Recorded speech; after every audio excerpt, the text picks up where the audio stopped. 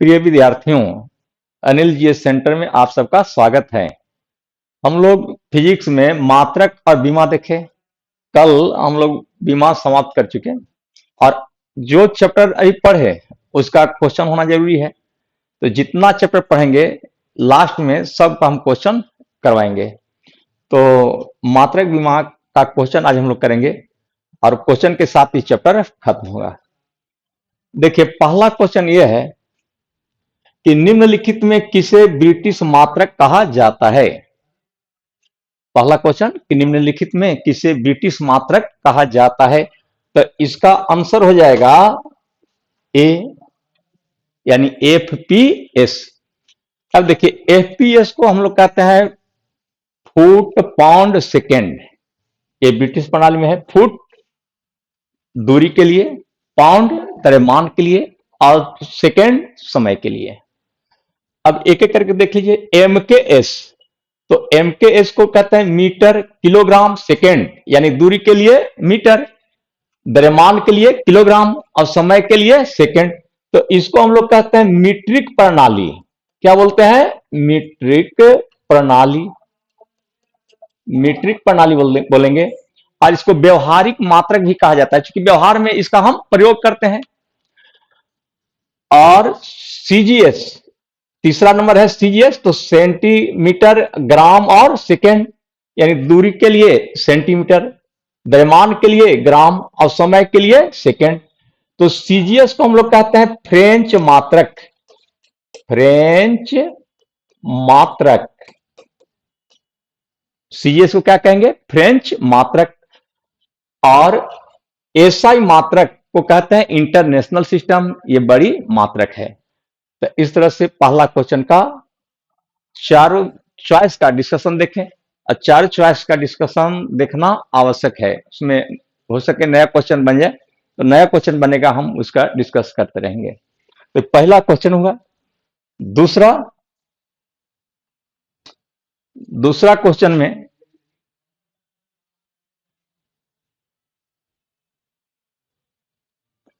कि एसआई मात्रक का प्रचलन कब से हुआ। तो एसआई मात्रक का प्रचलन देखिए, बहुत सारे बुक में पढ़ते होंगे, कहीं 1960 कहीं मिला होगा, कहीं 1967 मिलता है, कहीं 1971 मिलता है।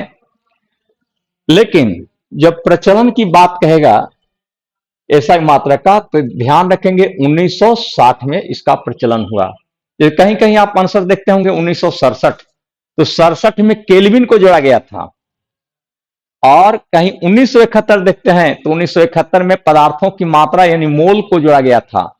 लेकिन अंतर्राष्ट्रीय जो समिति है उसका बैठक 1960 में हुआ और उसी समय यह निर्धारित किया गया कि एक मात्रक होना चाहिए ऐसा कि पूरे वर्ल्ड के लिए मान्य हो, और वह मात्रक हुआ एसआई। तो एसआई का प्रचलन कब से शुरू हुआ? 1960 से। तो आंसर हो जाएगा 1960। दो क्वेश्चन देख लिए। और अब देखते हैं क्वेश्चन नंबर 3।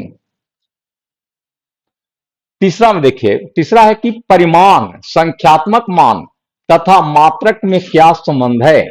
परिमाण को हम लोग एम से लिखे हैं, संख्यात्मक मान एन तथा मात्रक यू में क्या संबंध है। तो एम बराबर होता है एन इंटू यू। अब देखिए, एम का मतलब होता है मैग्नीट्यूड, मतलब परिमाण, मैग्नीट्यूड। मैग्नीट्यूड को हिंदी में कहते हैं परिमाण। एन माने संख्यात्मक मान, न्यूमेरिकल वैल्यू, न्यूमेरिकल वैल्यू, इसको कहते हैं संख्यात्मक मान। संख्यात्मक मान की संख्या है, संख्यात्मक मान। और यू का मतलब होता है यूनिट, यूनिट यानी मात्रक। तो मैग्नीट्यूड बराबर होता है संख्यात्मक मान अगुणे मात्रक। जैसे आप 10 केजी लिखते हैं, तो 10 क्या हो गया? संख्यात्मक मान, यानी एन की जगह 10। और यू हो गया माने मात्रक क्या? केजी। तो 10 केजी परिमाण हो गया, यानी एम बराबर हम क्या लिख सकते हैं? N into you. एन हो गया और केजी हो गया यू, तो एन यू यानी एम बराबर एन यू। तो 3 नंबर क्वेश्चन का आंसर हो गया हम लोग का सी। अगला क्वेश्चन देखते हैं। आगे 4 नंबर क्वेश्चन देखेंगे। 4 में है कि निम्नलिखित में किसे फ्रेंच मात्रक कहा जाता है? निम्नलिखित में किसे फ्रेंच मात्रक कहा जाता है? तो पहला चॉइस है सीजीएस, जिसको हम फ्रेंच मात्रक कहते हैं। एपीएस, इसको ब्रिटिश प्रणाली कहते हैं, ब्रिटिश मात्रक कहते हैं। यह हो गया ब्रिटिश प्रणाली, ब्रिटिश ब्रिटिश प्रणाली कहते हैं या ब्रिटिश मात्रक कहिए। और यह हो गया फ्रेंच मात्रक, फ्रेंच मात्रक। एमकेएस, ये हो गया मीट्रिक, मीट्रिक प्रणाली। एसआई अंतरराष्ट्रीय प्रणाली। चारों का डिस्कशन हो गया। तो अब 4 नंबर क्वेश्चन का आंसर हम लोग ये देखें और अगला क्वेश्चन देखते हैं, क्वेश्चन नंबर 5। क्वेश्चन नंबर 5 में देखें।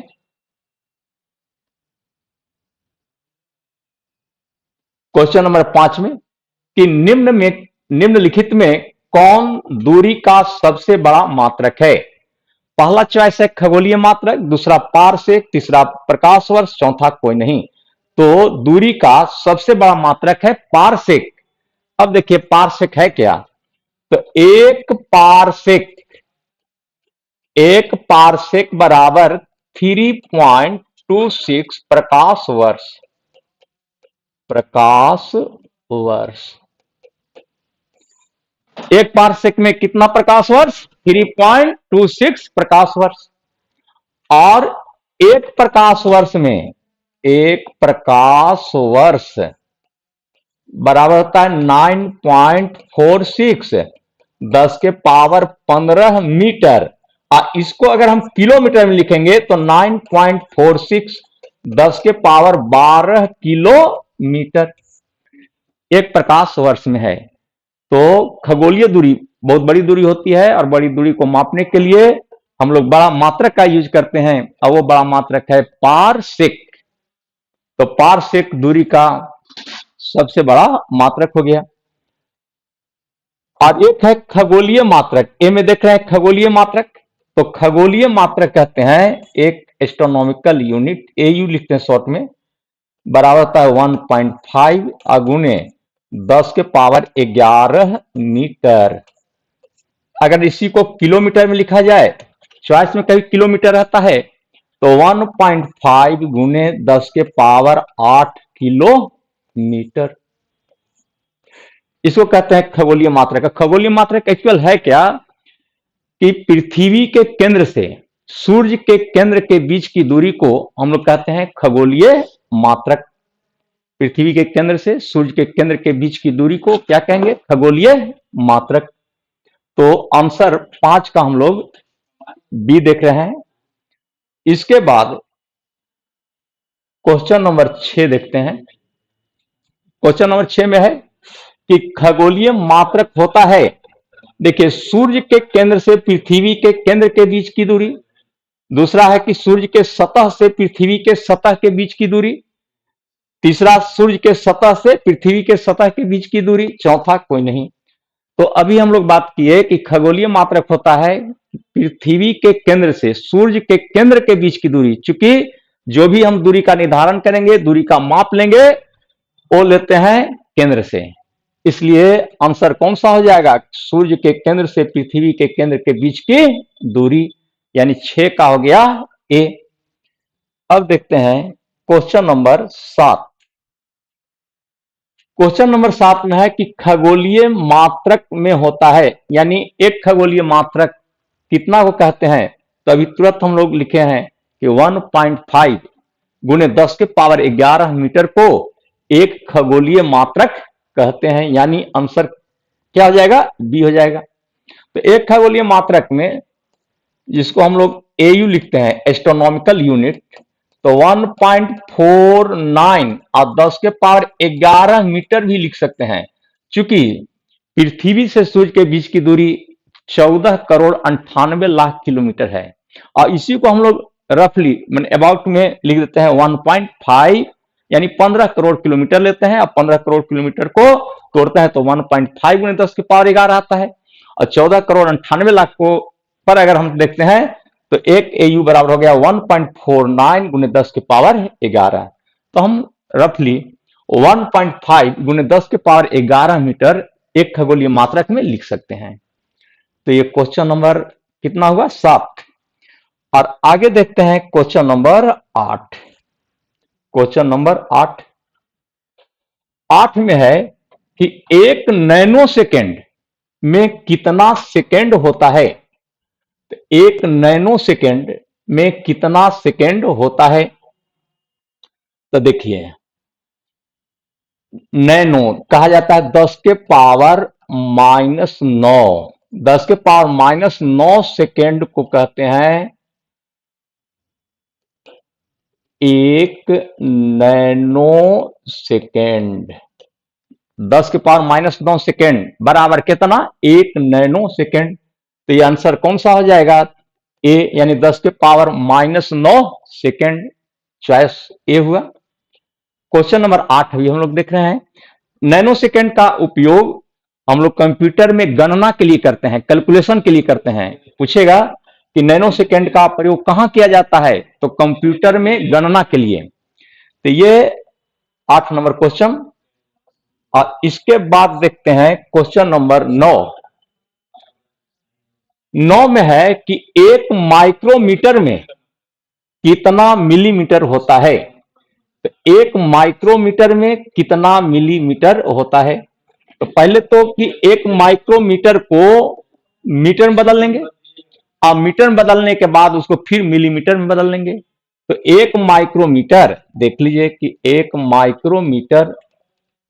माइक्रोमीटर बराबर 10 के पावर -6 मीटर।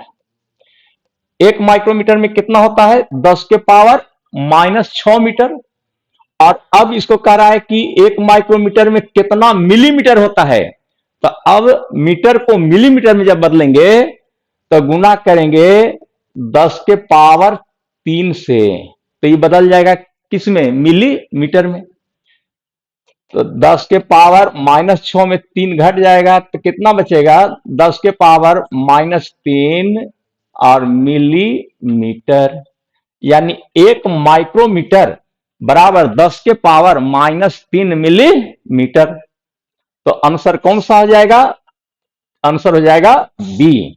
10 के पावर -3 को ऐसे भी लिख सकते हैं 1/1000 मिलीमीटर, 1000 मिलीमीटर यानी mm। इसको अगर पॉइंट में लिखा जाए तो 0.001 mm। दे सकता है कि 1 माइक्रोमीटर में कितना mm, तो 0.001 mm, या 10 के पावर -3 मिलीमीटर, या 1/1000 mm। तो ये हम देख रहे थे क्वेश्चन नंबर 9। और अब देखते हैं क्वेश्चन नंबर 10 का। 10 में है कि परमाणु के नाभिक का आकार कितना होता है? तो परमाणु के नाभिक का आकार लेते हैं 10 के पावर -10 मीटर। इसको हम लोग एक एंगस्ट्रॉम लिखते हैं। ऐसे हो गया एंगस्ट्रॉम। तो एक एंगस्ट्रॉम में होता है 10 के पावर -10 मीटर। अब कभी कभी सेंटीमीटर में भी बदलना पड़ता है, कभी दे देगा ना कि एक एंगस्ट्रॉम में कितना सेंटीमीटर होता है, तो 10 के पावर -10 मीटर। अब मीटर को सेंटीमीटर में बदलें तो 100 से गुना हो जाएगा, यानी 2 जीरो इसमें निकल जाएगा। तो 2 जीरो निकलेगा तो 10 के पावर -8 सेंटीमीटर। इसका आंसर कौन सा हो जाएगा? बी, 10 के पावर -10 मीटर। और क्वेश्चन नंबर अब देखें 11। 11 में क्या है? 11 में कि डीएनए की मात्रा को किसमें मापा जाता है? डीएनए की मात्रा को मापते हैं हम लोग पिकोग्राम में। अब देखिए डीएनए क्या है? डीएनए, इसका नाम है deoxyribose deoxyribose nucleic acid, nucleic acid, DNA. DNA हमारे सेल में पाया जाता है और ये आनुवांशिक पदार्थ है, जिस पर आनुवांशिक पदार्थ कहते हैं जिस पर माता पिता के गुण होते हैं। और इसी डीएनए का एक खंड जीन कहलाता है, जीईएनई जीन। तो इसकी मात्रा ज्ञात करना, इसका मात्रा बहुत कम होती है, तो इसकी मात्रा को व्यक्त करने के लिए हम लोग पिकोग्राम का यूज करते हैं। तो ये क्वेश्चन नंबर हम 11 देख रहे थे, तो क्वेश्चन नंबर 11 का आंसर हो जाएगा सी। अब देखते हैं क्वेश्चन नंबर 12। 12 में क्या है कि 1 सेकेंड में कितना नैनो सेकेंड होता है। देखिए इसमें 1 सेकेंड में कितना नैनो सेकेंड होता है। पहले कि 10 के पावर -9 सेकेंड में होता है 1 नैनो सेकेंड। नैनो सेकेंड 10 के पावर -9 सेकेंड को हम लोग क्या कहेंगे, 1 नैनो सेकेंड। इसलिए कितना में कह रहा है, 1 सेकेंड में, तो यहां 1 सेकेंड में कितना हो जाएगा, तो 1/10 के पावर -9, 10 के पावर -9,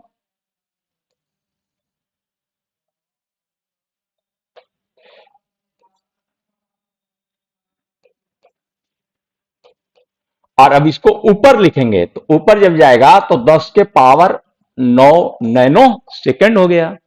तो आंसर हो जाएगा 10 के पावर 9 यानी बी। 12 का हो गया बी। अब देखते हैं क्वेश्चन नंबर 13। देखिए 13 में है कि 1 न्यूटन में कितना डाइन होता है। 1 न्यूटन, तो 1 न्यूटन में याद होगा कल हम लोग लिखे थे कि 1 न्यूटन में 10 के पावर 5 डाइन। 1 न्यूटन में 10 के पावर 5 डाइन होता है। और ये बीमा के द्वारा निकालने का भी विधि बतलाए थे कि न्यूटन को आप डाइन में किस प्रकार चेंज करेंगे। उसी तरह से इसे 1 जूल, ये बार बार पूछता रहता है, तो 1 जूल बराबर 10 के पावर 7 अर्ग ना। जूल जानते हैं कि कार्य ऊर्जा की इकाई है, कार्य ऊर्जा का मात्रक जूल है, बल का मात्रक न्यूटन है। तब आंसर कौन सा हो जाएगा, 10 के पावर 5 यानी 13 का ए हो जाएगा आंसर।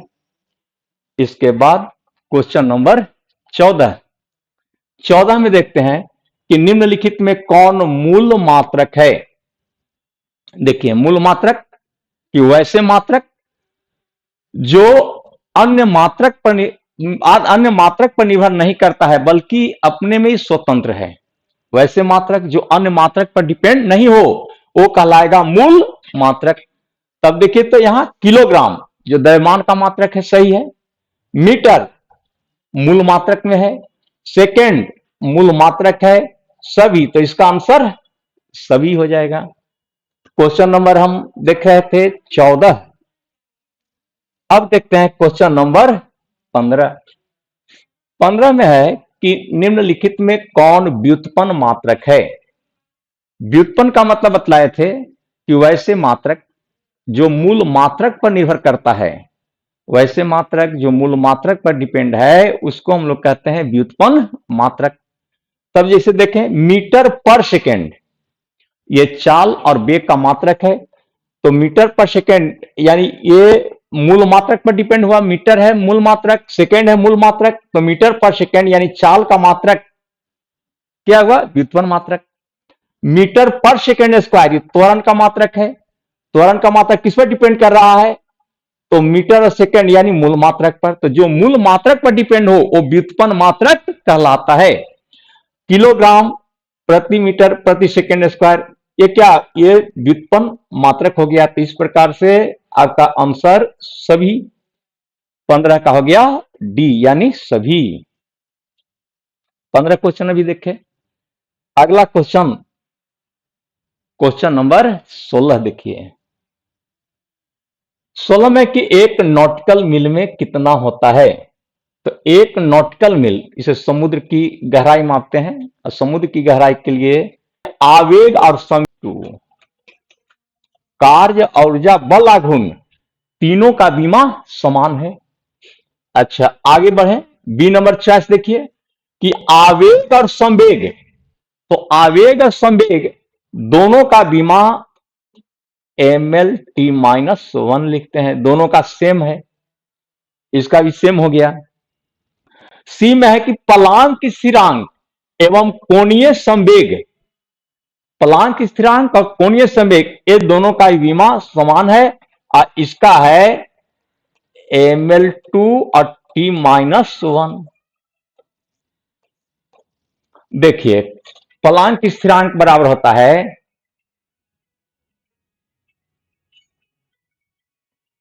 प्लांक स्थिरांक बराबर होता है प्लांक स्थिरांक के लिए लिखते हैं E/N।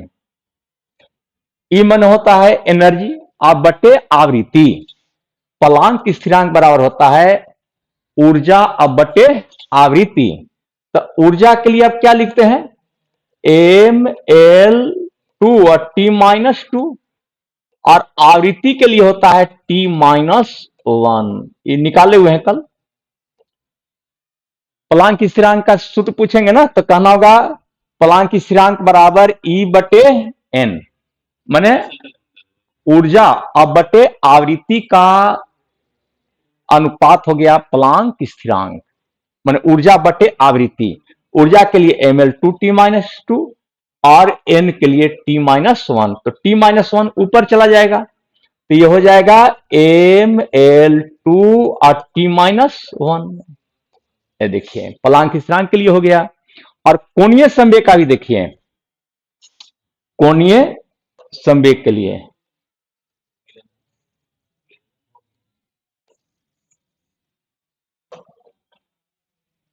कोणीय संवेग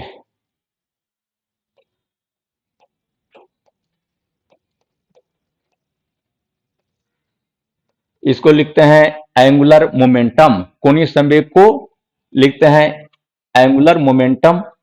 एंगुलर मोमेंटम के लिए लिखते हैं आई ओमेगा। कोणीय संवेग बराबर होता है आई ओमेगा। आई माने होता है जड़त्व आघूर्ण, आई का मतलब जड़त्व आघूर्ण, आई बराबर, और ओमेगा हो गया कोणीय वेग। कोणीय वेग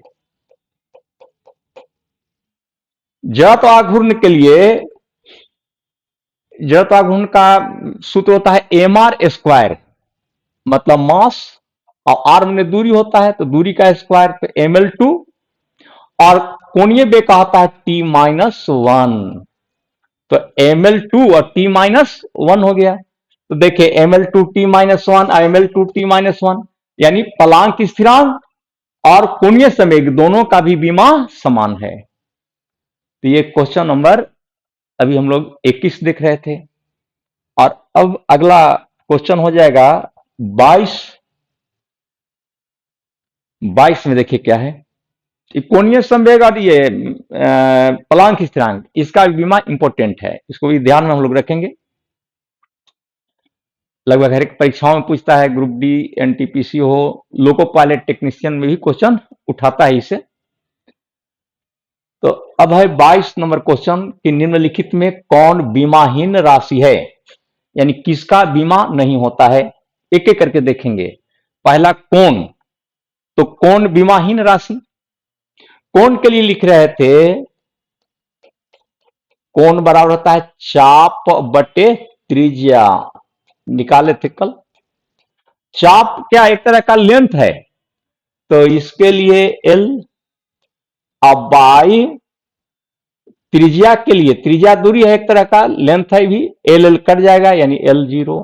L0 का मतलब हुआ कि किसी भी भौतिक राशि पर अगर पावर न रहे तो उसका बीमा नहीं होगा, यानी वो बीमाहीन राशि होगा। तो इस पर कोई पावर नहीं है, इसलिए कोण बीमाहीन राशि है।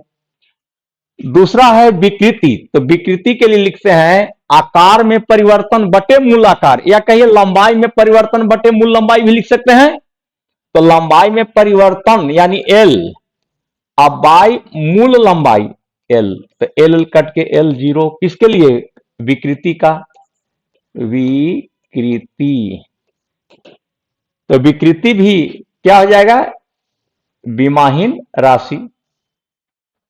आपेक्षिक घनत्व का देखिए, आपेक्षिक घनत्व,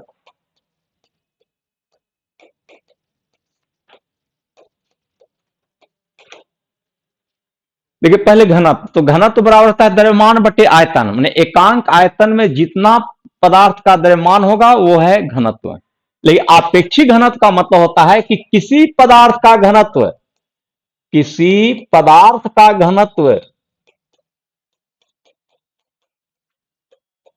अब बटे 4 डिग्री सी पर शुद्ध जल का घनत्व है।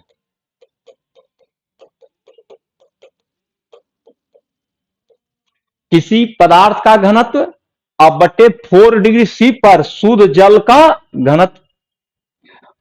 घनत्व ऊपर भी है और नीचे भी, तो क्या होगा? कट जाएगा। तो इसका मतलब क्या? ये विमाहीन राशि हुआ, इसका कोई बीमा नहीं होगा।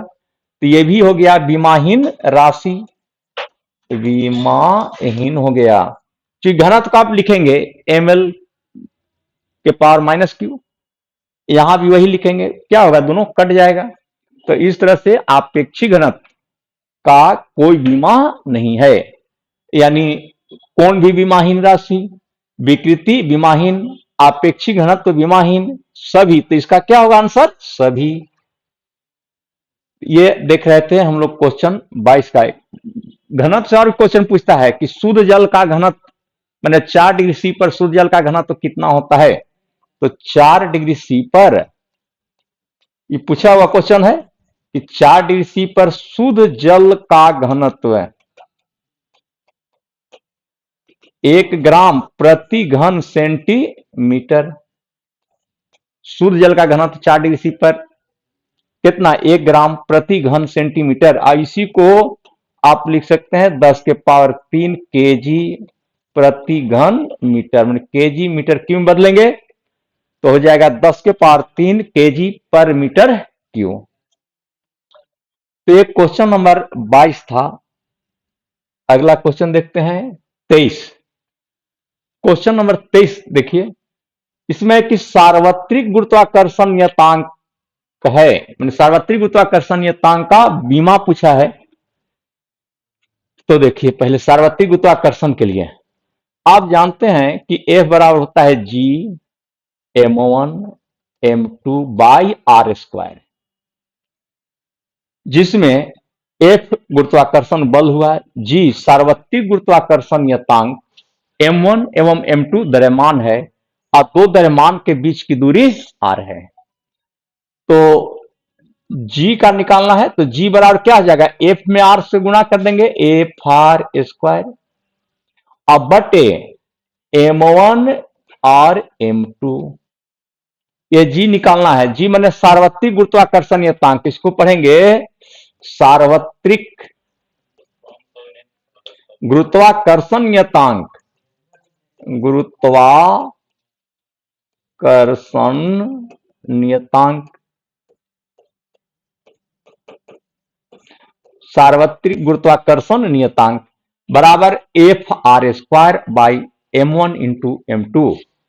तब बैठा दीजिए f का, f माने बल, बल का बीमा क्या होता है? ml t माइनस 2, और r दूरी हुआ, दूरी के लिए l, और l के पावर है L2 हो गया, और नीचे मास है m1 और m2 भी मास है।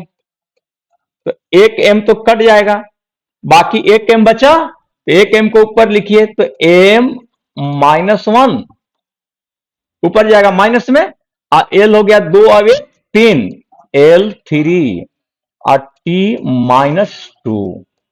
यह हो गया सार्वत्रिक गुरुत्वाकर्षण नियतांक का बीमा। तो आंसर कौन सा हो जाएगा? ए नंबर। और एक चीज और देखिए कि सार्वत्रिक गुरुत्वाकर्षण नियतांक का मतलब हो गया कि सभी जगह इसका मान एक समान होगा। सूर्य हो, चंद्रमा, पृथ्वी, कोई भी ग्रह उपग्रह, सब पर जी का मान फिक्स रहता है ना, नियत रहता है। और वो जी का मान है 6.67 और 10 के पावर -11 न्यूटन मीटर स्क्वायर और पर केजी स्क्वायर। कहीं मात्रक भी पूछ सकता है, सार्वत्रिक गुरुत्वाकर्षण नियतांक का मात्रक भी रहेगा तो न्यूटन मीटर स्क्वायर पर केजी स्क्वायर मान रहेगा। तो जी बराबर 6.67 गुने 10 के पावर -11। और ये मान ज्ञात किए थे कैवेंडिश। पूछता है कि जी का मान किसने ज्ञात किया? कैवेंडिश ने। कैवेंडिश ने ज्ञात किया। जी का मान किसने ज्ञात किया? कैवेंडिश। तो यह हम क्वेश्चन नंबर 23 देख रहे थे। अगला है क्वेश्चन नंबर 24। देखिए क्वेश्चन नंबर 24 में है कि वांडरवाल समीकरण P प्लस ए बटे भी स्क्वायर इंटू भी माइनस बी बराबर एन आर टी में P दाब तथा भी आयतन दोनों नियतांक ए का विमा क्या है। मैं दोनों में आपका ए का विमा ज्ञात करना है। इसमें दो नियतांक है ए और बी, हमको ज्ञात करना है ए का, इसका ज्ञात करना है। कैसे ज्ञात करेंगे? पहले जान लीजिए कि दो राशि आपस में प्लस से जुड़ा रहे या माइनस से जुड़ा रहे तो दोनों को बराबर करते हैं। इसको कहा जाता है समघातता का सिद्धांत, लॉ ऑफ होमोजेनिटी, समघातता का सिद्धांत। इसमें क्या होता है कि दो राशि, जैसे यहां पर P और ए बटे भी स्क्वायर जुड़ा हुआ है तो दोनों को हम लोग बराबर करेंगे। तो बराबर करेंगे, इस नियम का क्या नाम है? समघातता का सिद्धांत। तो P आप प्लस कितना है? ए बटे भी स्क्वायर। तो क्या करेंगे? दोनों को बराबर करेंगे तो P बराबर ए बटे भी स्क्वायर। P बराबर ए बटे भी स्क्वायर, या ए बराबर क्या हो जाएगा? पी भी स्क्वायर। P का मैंने क्या? प्रेशर। P मैंने क्या देख रहे थे? दाब यानी प्रेशर। तो पहले तो हम लोग दाब का निकाल लें, दाब का बीमा क्या होता है। तो यानी कि दाब मैंने P का बीमा हो गया, P बराबर होता है फोर्स बाय एरिया। तो दाब के लिए पहले निकाल लीजिए, तो फोर्स के लिए ml/T-2 और एरिया के लिए L2 बराबर हो जाएगा ml, एल एल कटेगा, बाकी बचेगा एक एल, और उसको ऊपर ले जाएं -1 और T-2। ये किसका निकला? प्रेशर का, दाब का। तो ये बैठा लीजिए, एम एल -1 और T-2। ये हो गया आपको P के लिए। अब भी माने क्या? आयतन। आयतन होता है लंबाई गुने चौड़ाई गुने ऊंचाई। तो लंबाई गुने चौड़ाई गुने ऊंचाई यानी कि इसमें 3 गो एल लगेगा, एल गुने एल यानी एल के पावर 3 हो गया। एल के पावर 3 हो गया इस भी के लिए।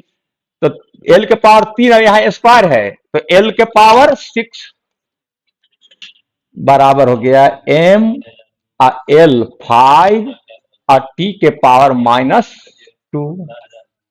ये हो गया एम एल के पावर 5 और T के पावर -2। ए का बीमा पूछा था तो ये आंसर हो जाएगा ए। अगर यहीं पर बी का बीमा रहता, बी का देख लीजिए, इसे यहां पर है भी माइनस बी, इधर से कोई मतलब नहीं, जिससे मतलब उतना हम रखेंगे। जब भी माइनस बी, हमको बी निकालना है तो ए पी प्लस ए बटे भी स्क्वायर को भी नहीं रखेंगे, इससे भी मतलब नहीं है। तो भी माइनस बी क्या कहते कि जब दो राशि आपस में जुड़ा रहे तो दोनों को बराबर किया जाता है। किस नियम से? समघातता के नियम से। तो यहां b बराबर क्या हो जाएगा? b बराबर हो गया भी बराबर भी। अब भी माने आयतन, आयतन के लिए लिखते हैं एल क्यू। अगर पूछता कि बी का बीमा क्या है तो एल क्यू हो जाता है। एल क्यू किसका हो गया? बी का। और ए का ml5 और t-2। तो इस प्रकार से 24 का आप डिस्कस देख रहे थे, वर्णन कर रहे थे, और कोशिश करना है कि चार आपका जो चॉइस है चारों को अच्छी तरह से समझ लें। क्वेश्चन कहीं से निकाल सकता है, इंपॉर्टेंट क्वेश्चन था। तो अब हम 24 देख चुके और देखेंगे अगला 25। 25 में है कि कोणीय संवेग का विमा है। कोणीय संवेग का क्या है विमा?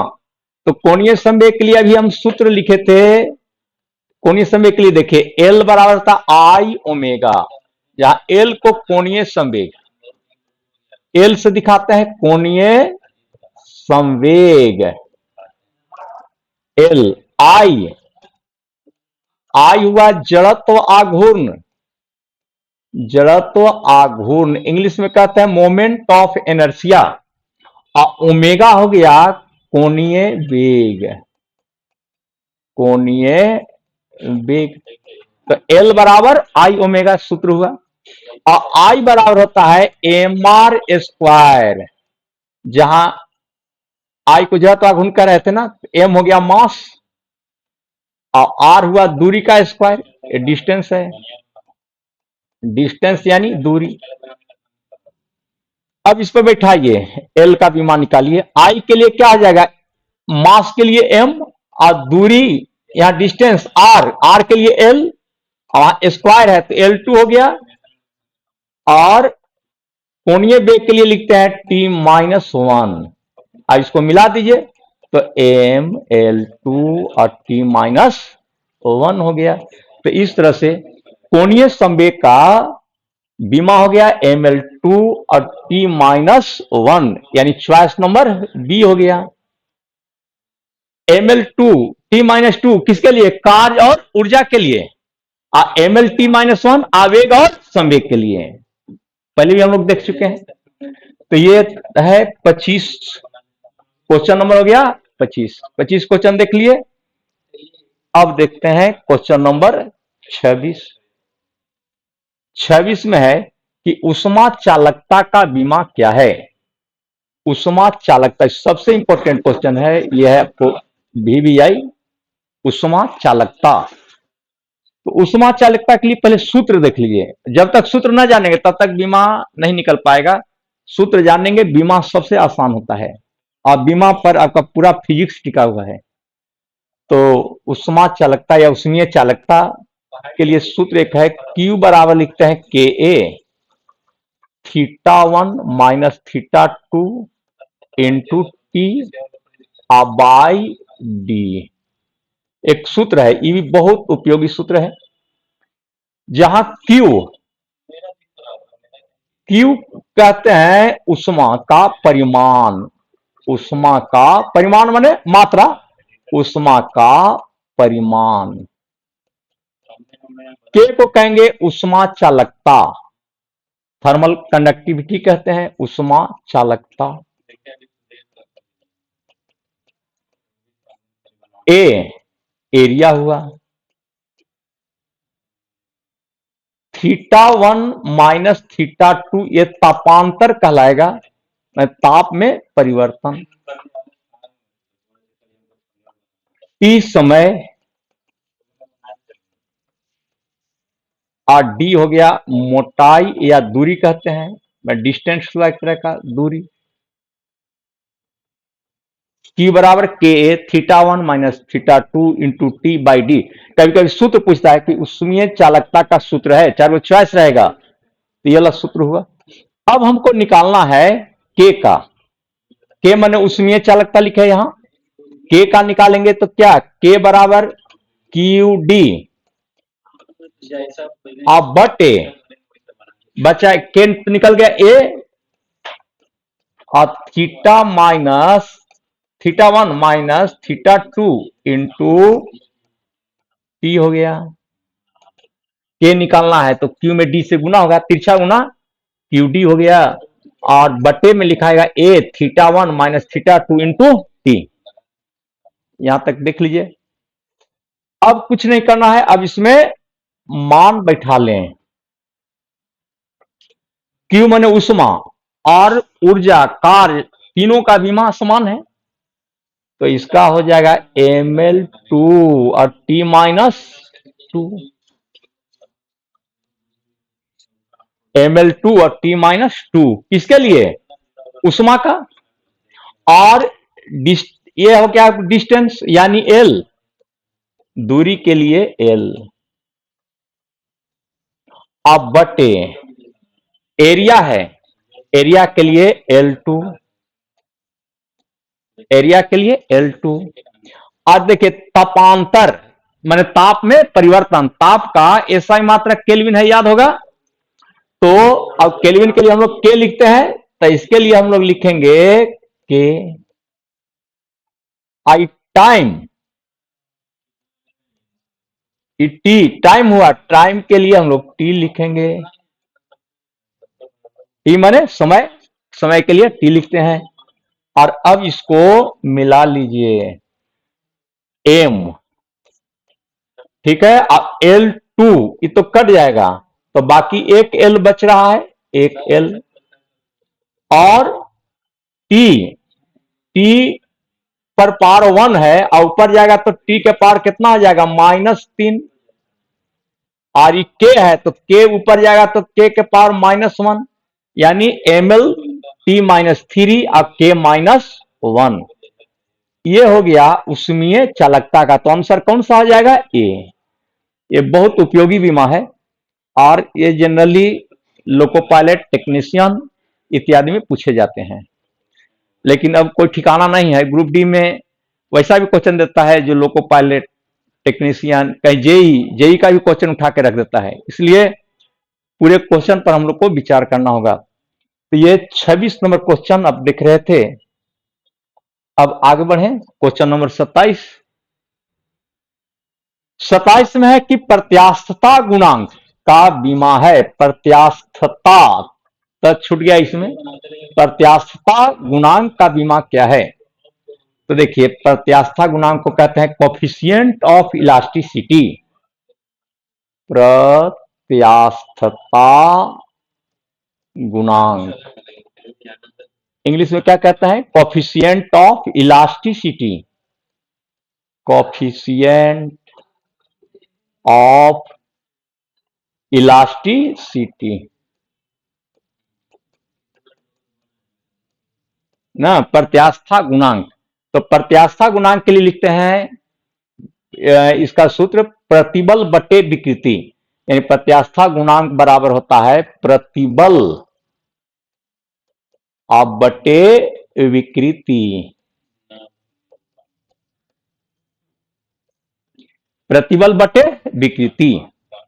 अब एक एक करके देखिए कि प्रतिबल का पहले जानना होगा। अब प्रतिबल बराबर होता है बल बटे क्षेत्रफल। प्रतिबल को इंग्लिश में स्ट्रेस लिखते हैं, स्ट्रेस। तो प्रतिबल बराबर बल बटे क्षेत्रफल, बल बटे क्षेत्रफल। पहले हम इसका बीमा निकाल लेते हैं, विकृति का देखेंगे, दोनों फिर बैठा लेंगे। तो बल के लिए हो जाएगा ml t के पावर -2 और एरिया के लिए L2 बराबर m, एक L तो कट जाएगा, एक L कटेगा, एक L जो नीचे बचा उसको हम ऊपर लिखेंगे तो -1 ml -1 और T-2 होगा। ये हो गया प्रतिबल का। तो यहां बैठा लीजिए प्रतिबल में m l -1 और T-2 और विकृति बीमाहीन राशि है। इसके पहले हम लोग देखे कि विकृति का कोई बीमा, कोई मात्रक नहीं है, इसलिए ये बीमाहीन हो गया नीचे।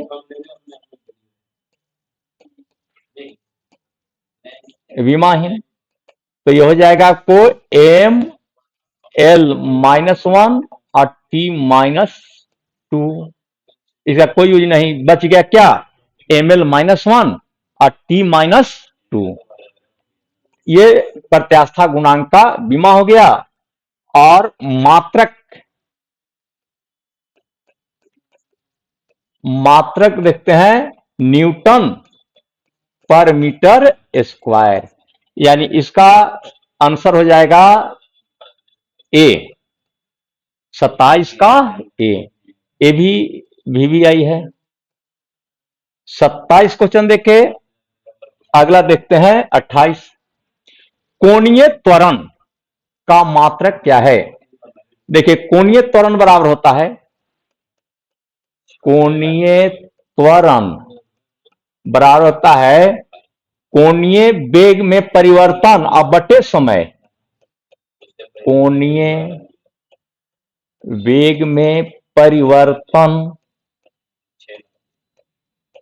अब बटे समय। तो कोणीय वेग या कोणीय वेग में परिवर्तन रेडियन पर सेकेंड अब बटे सेकेंड, रेडियन पर सेकेंड, एक समय के लिए सेकेंड है, तो क्या आ जाएगा? रेडियन पर सेकेंड स्क्वायर। रेडियन पर सेकेंड स्क्वायर यानी सी हो जाएगा। 28 का हो गया सी। Question number 29। 29 में है कि बीमा का क्या उपयोग है? तो पहला देखिए, मात्रक ज्ञात करने में, बीमा से हम लोग मात्रक ज्ञात कर रहे थे। मात्रक के एक सिस्टम को दूसरे सिस्टम में बदलने के लिए, जैसे हम न्यूटन को डायन में बदल रहे थे, जूल को अर्ग में बदल रहे थे, और तीसरा भौतिक समीकरण को सिद्ध करने के लिए, जैसे हमको सिद्ध करना कि एस बराबर UT plus half eighty square होता है, तो इसके लिए भी हम लोग बीमा का यूज करते हैं। तो इस तरह से बीमा का सभी यूज है, तो आंसर हो जाएगा डी, 29 का डी। और क्वेश्चन नंबर 30। तो जड़त्व आघूर्ण का बीमा है, तो अभी देखे थे कि जड़त्व आघूर्ण को हम आई से लिखते हैं, आई बराबर एम आर स्क्वायर होता है, कि मास आई इंटू त्रिज्या का स्क्वायर या दूरी का स्क्वायर। तो मास के लिए हम लोग एम लिखेंगे, और आर दूरी के लिए एल पावर है, ये हो जाएगा एम एल टू, यानी 30 का बी हो गया। तब 30 क्वेश्चन का भी डिस्कशन देख रहे थे।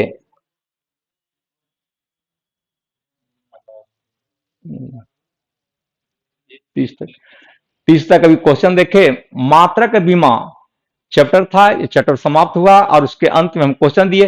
तो हर एक चैप्टर में इसी तरह से चैप्टर पूरा करेंगे, क्वेश्चन देंगे, चूंकि क्वेश्चन से आइडिया होगा हर एक परीक्षा के लिए, और क्वेश्चन से बेहतर तैयारी होगी। तो ये हम अभी दे रहे थे यूट्यूब पर, लेकिन अब लिंक से जुड़ना होगा। जो लिंक से जुड़े हुए हैं उन्हीं का पूरा वीडियो जाएगा। अब ऐसे यूट्यूब पर कुछ वीडियो हम लोड करते रहेंगे, लेकिन लिंक से जो जुड़ जाएंगे उनको रेगुलर वीडियो मिलते रहेगा, और हर एक परीक्षा के लिए कारगर होगा। वो group D, NTPC, technician, loco pilot, सबका सभी परीक्षाओं के लिए जरूरी होगा। वो बिहार का भी है, दरोगा हो, ये एसएससी हो ना, सब में काम करेगा। बिना साइंस का कोई गुजारा नहीं। साइंस हर एक परीक्षा में पूछा जाता है, इसलिए साइंस पर पकड़ बनाए, और जब तक पकड़ ना होगा तब तक एग्जाम में रिजल्ट लेना संभव नहीं है। इसलिए साइंस पर पकड़ बनाना आवश्यक है। तो अब अगला चैप्टर आगे देखेंगे। धन्यवाद।